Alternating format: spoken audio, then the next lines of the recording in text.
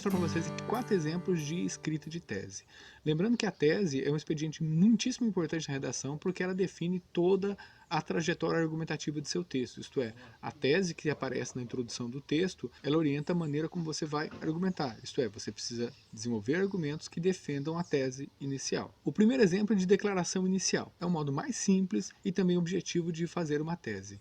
Se você tiver dúvidas sobre como começar o seu texto, essa estratégia aqui é uma boa solução. Você simplesmente faz uma declaração inicial, na qual você tem o tema no sujeito e no predicado um juízo de valor, isto é, o seu ponto de vista sobre esse tema. Por exemplo, a corrupção não deve ser incentivada por nossa negligência política.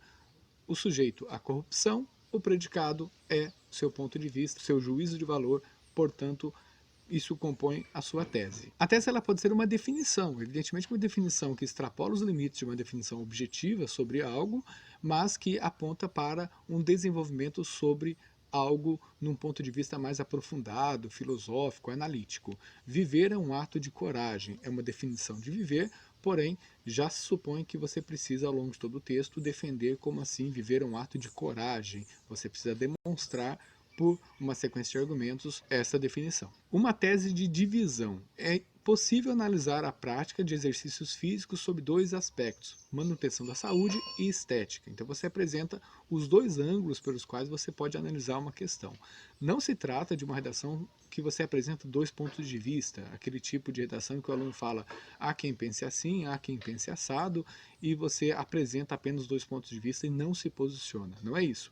Você tem um posicionamento sobre o tema, exercícios físicos, e o seu posicionamento é uma proposta dupla de dois ângulos pelos quais você pretende analisar a questão. Compreende? Por que eu digo isso? Porque é imprescindível na redação dissertativa que você apresente o seu posicionamento. Sem ele, o seu texto é meramente expositivo e os dados e informações que aparecem ali não são argumentos, mas são simplesmente informações. O último exemplo é alusão histórica. A Grande Depressão de 1929 causou altas taxas de desemprego, quedas no PIB de diversos países, quedas na produção industrial, entre outros fatores que, guardadas as devidas proporções, remetem-nos à atual questão econômica nacional. Veja que nessa escrita de tese parte-se de um fato histórico, a Depressão de 29, e a redação se propõe aqui enquanto estabelecer paralelos entre este fato histórico e a realidade econômica atual.